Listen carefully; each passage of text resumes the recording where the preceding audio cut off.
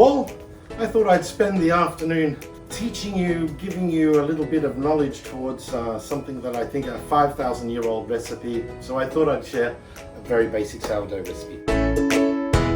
Very simply, sourdough is 5,000 years old, and they certainly didn't have scales, they certainly didn't have fresh yeast, they didn't have all of those facilities, and we're going to do exactly that today.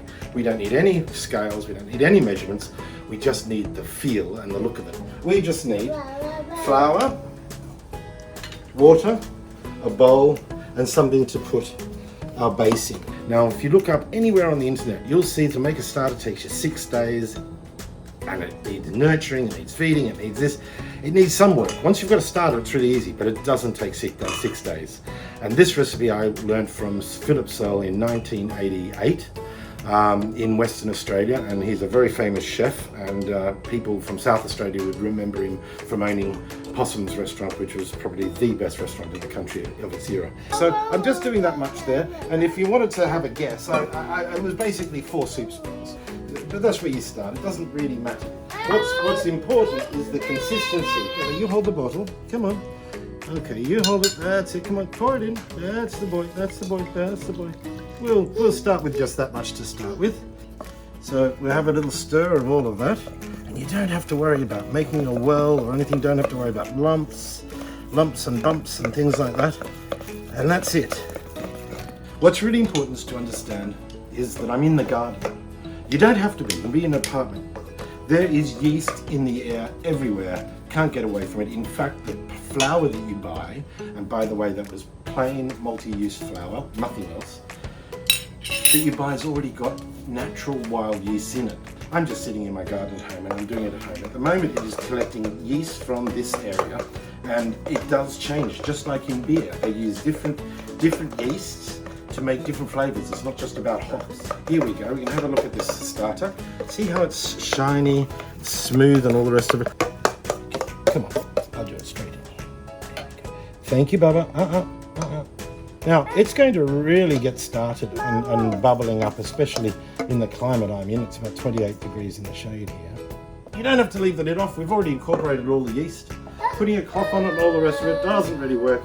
I'm more worried about not getting fruit flies and things like that. So it's on and release just a little bit to let in the air out. We're going to put this right here and come back and have a look how it progresses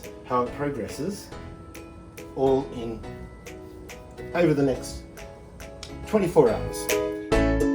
Okay, good morning all. Have a little quick look at what's happened overnight. It's about 10:30 in the morning here. I got up at 6 o'clock this morning, and we had a little bit of movement on here, and I'll bring it over to the camera for you to have a look.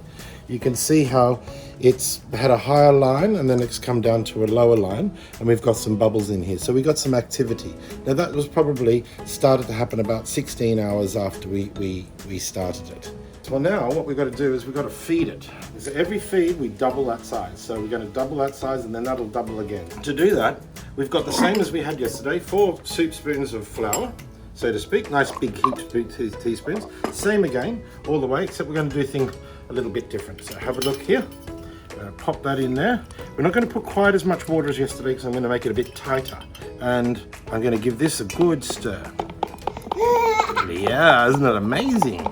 All those bubbles, looks like a milkshake. Pour that in here. That's it. And then add the flour to this, straight over the top. Nice and easy. Put that in there. Taking up a few more bits of yeast in the air and pollens and things like that. Give it a good go. And you can see this is a little bit drier than yesterday because we didn't put quite as much water in total. Okay, now it's a bit thicker than yesterday and it's a bit bigger.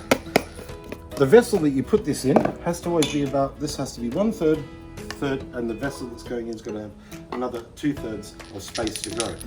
So we're going to add double to this tomorrow, or we won't, we'll actually do it tonight, because this now will only take probably about 6 hours to double in size.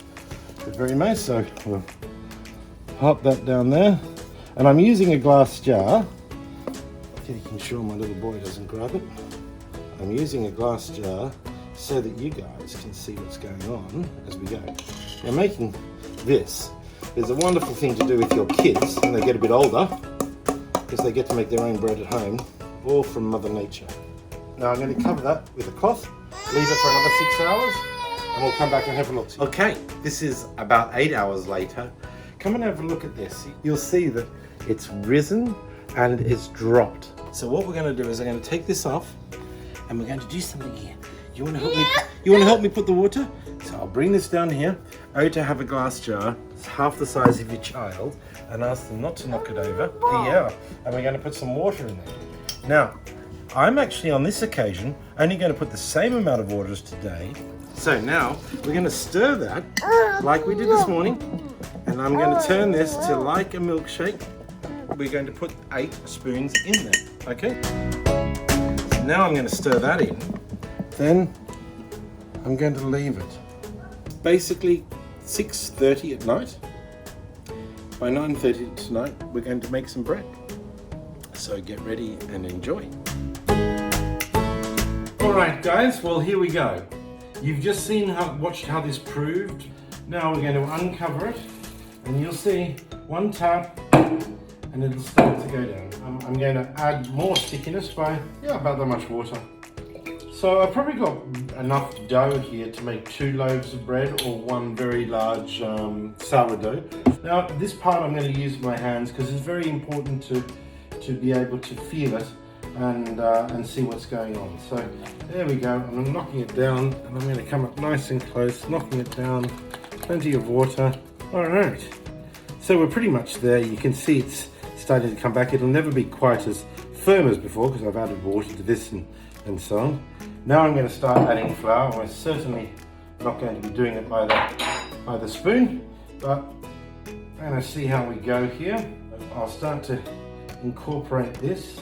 Now that's basically where I'm going to leave it, and to let it take its first prove. Here we go.